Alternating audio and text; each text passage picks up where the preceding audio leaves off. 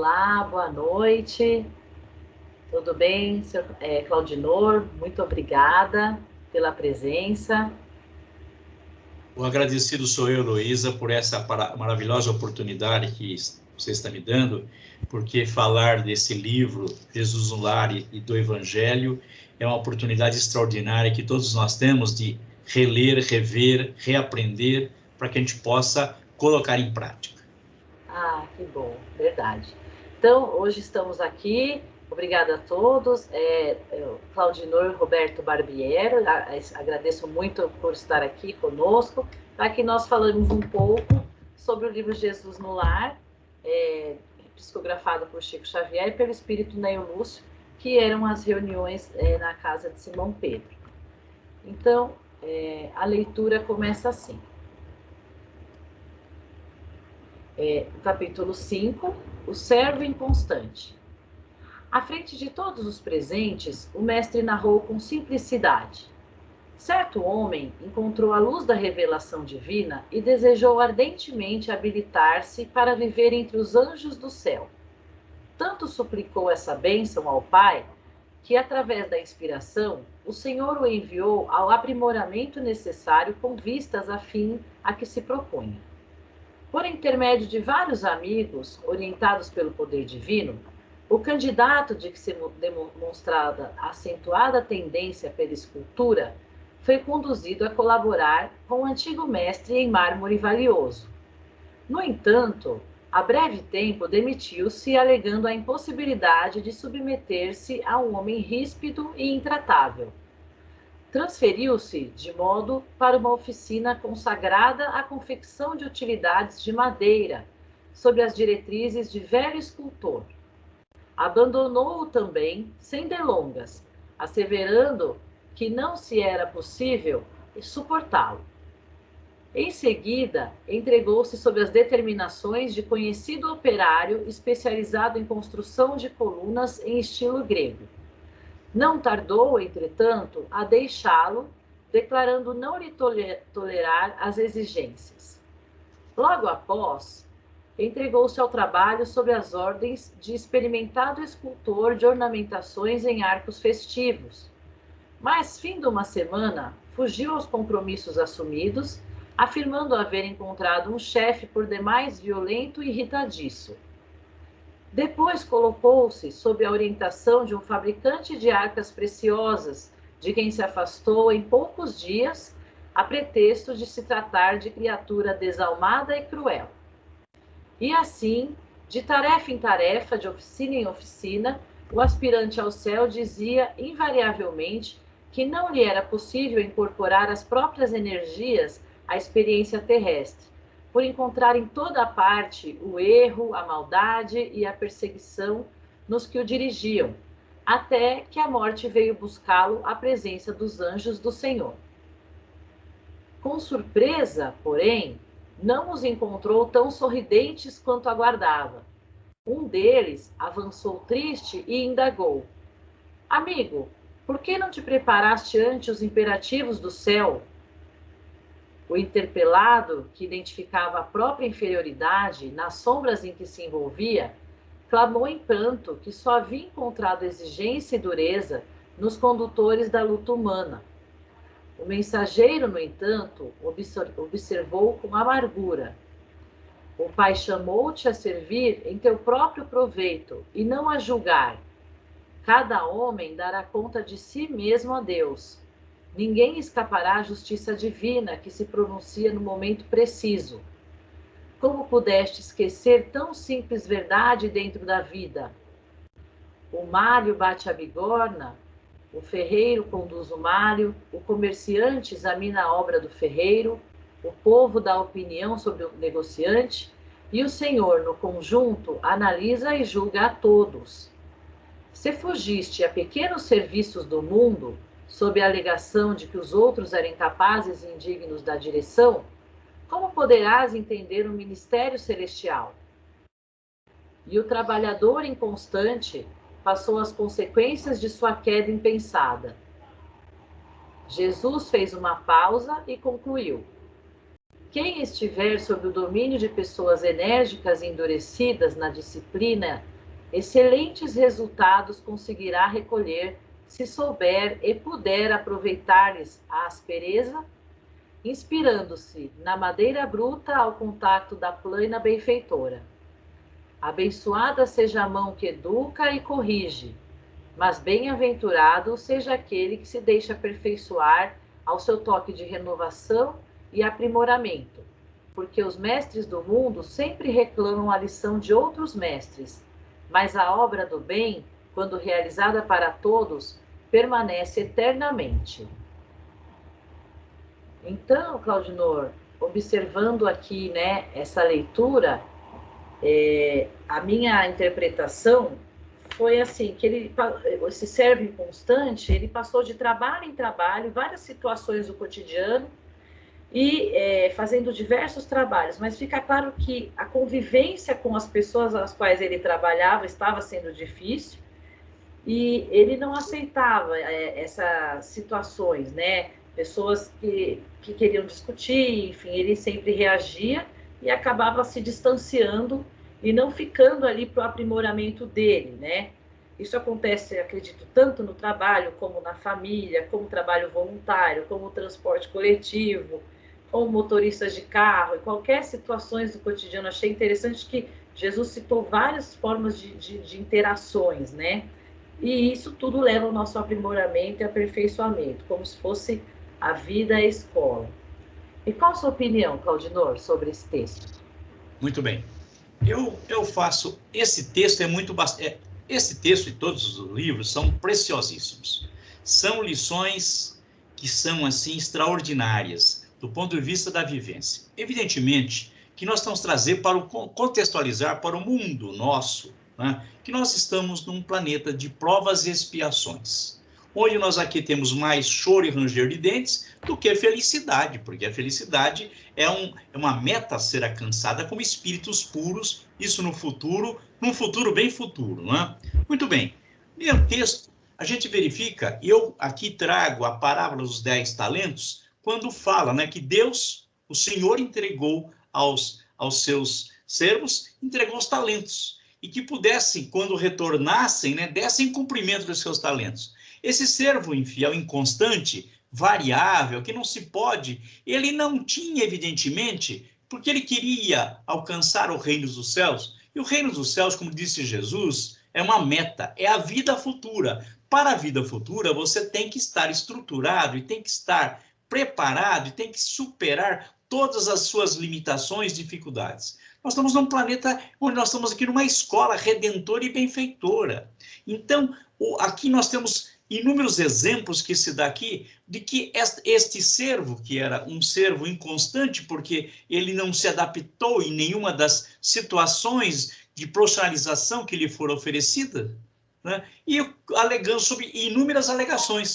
Então, é aquilo que na lição fala do julgamento. A cada pessoa, a cada um que ele defrontava, era o chefe, era o mestre, era aquilo, o escultor, ele arrumava uma desculpa, atribuindo a essas pessoas, até que pudesse ser uma verdade. E na vida nós vamos encontrar. Você citou inúmeras profissões aqui, e essas profissões todas nós vamos encontrar. O chefe despótico, isso tem no lar também. Aquele chefe que é mal-humorado, o chefe que é isso, encontramos colegas de trabalho.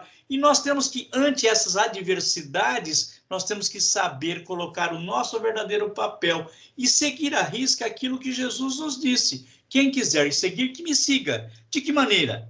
Exemplificando. Daqui, tirando, extraindo desse primeiro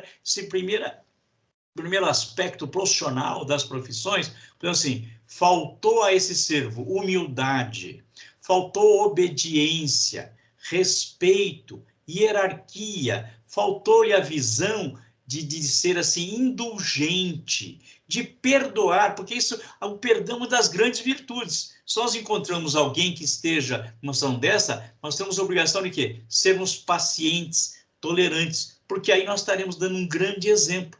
Porque ninguém vai querer evoluir se você não se dissipa do seu coração essas trevas e esses sentimentos inferiores que ainda nós cultivamos. É isso mesmo.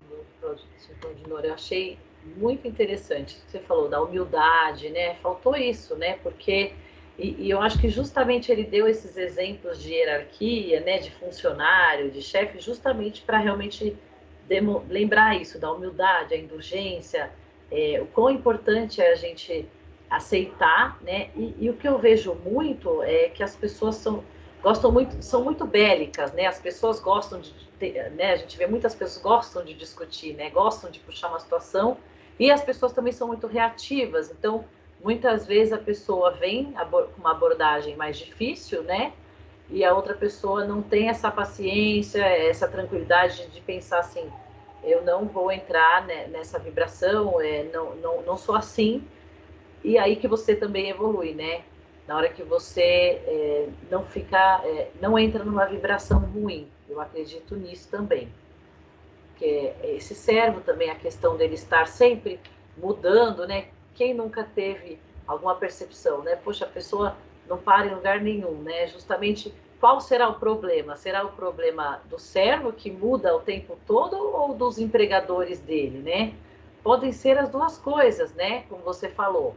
Pode ser aquele empregador também que realmente era uma pessoa irritadiça e complicada e difícil, mas aí ele auxilia justamente nessa evolução, nesse molde, né, nesse esculpir da própria pessoa. Então, até as próprias ferramentas que Jesus menciona, que eu achei muito interessante, tanto as ferramentas que são usadas nos trabalhos, ele também usa como uma metáfora para falar de a gente se transformar, né, da gente se esculpir, da gente se moldar.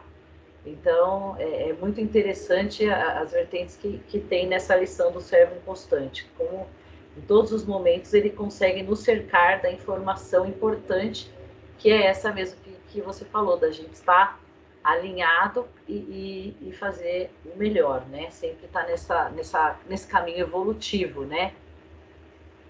Heloísa, na visão espírita e espiritualista, o ser humano, né, nós temos a oportunidade das reencarnações, que é o espírito retornar num outro corpo, né, para dar seguimento às suas experiências e ele poder progredir, evoluir.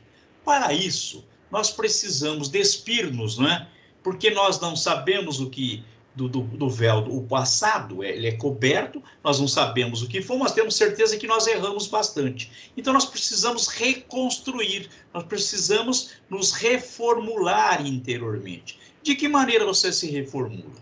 Não é? O Tiago Maior, que foi discípulo de Jesus, ele diz, olha, o que adianta um cristão sem obras? Então você tem o Jesus disse algo muito importante, amai-vos e instruí-vos. O amor é o amor a Deus e o amor ao próximo. E a instrução, você tem que estudar, você tem que aprender.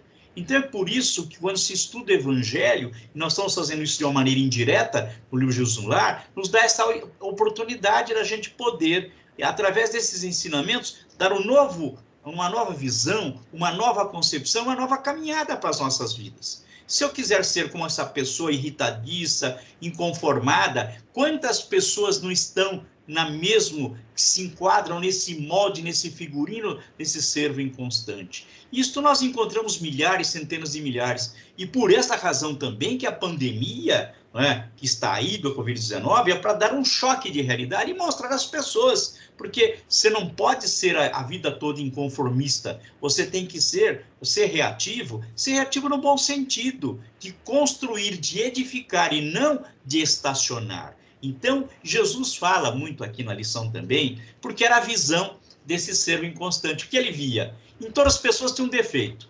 Isso é conosco mesmo, né? Diz o Evangelho. Nós somos capazes de ver uma trava no olho, né? Um cisco no olho do nosso oponente, ou não, da quem esteja ao nosso lado. Não somos capazes de ver uma trava, quer dizer, uma enorme, como pirata, né? A gente não é capaz de ver dos nossos defeitos. Isto é o que ele via, só via defeitos, ele não via virtudes, porque tinha a oportunidade do aprendizado, ainda que fosse uma pessoa, ele poderia ter pedagogicamente até colaborar para a pessoa tornar-se melhor, mais justa, mais solidária, mais fraterna, mas não é o que ocorreu com esse servo aqui, né? Porque ele foi julgar, e julgar Quem somos nós para julgar alguém? Nós não temos essa capacidade. Na lição, Jesus fala disso, né? Repetindo o que Mateus, né, fala no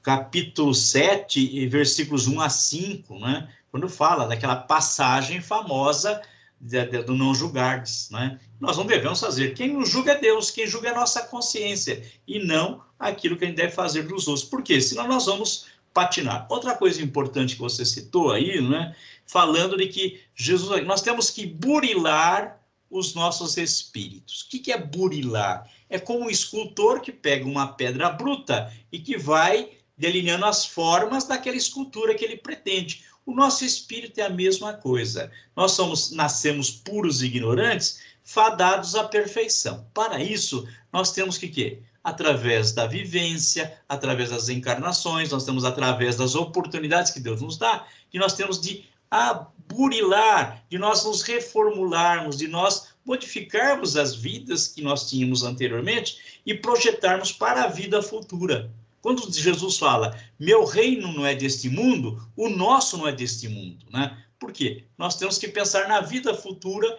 e naquilo que nos espera no amanhã. Fantástico, Aldinor. Maravilhoso, muito esclarecedor. Obrigada mesmo, viu? Agradeço demais aí você compartilhar conosco sua vasta experiência e todos os ensinamentos aí, trazendo outros ensinamentos de Jesus, agregando também nessa lição do ser constante. É muito bom mesmo. Quero agradecer a todos. Deixar aqui também, se vocês quiserem falar o seu entendimento, comentar o entendimento de vocês ou alguma dúvida, vamos usar esse canal, né, que a gente está postando para isso também, todos os canais.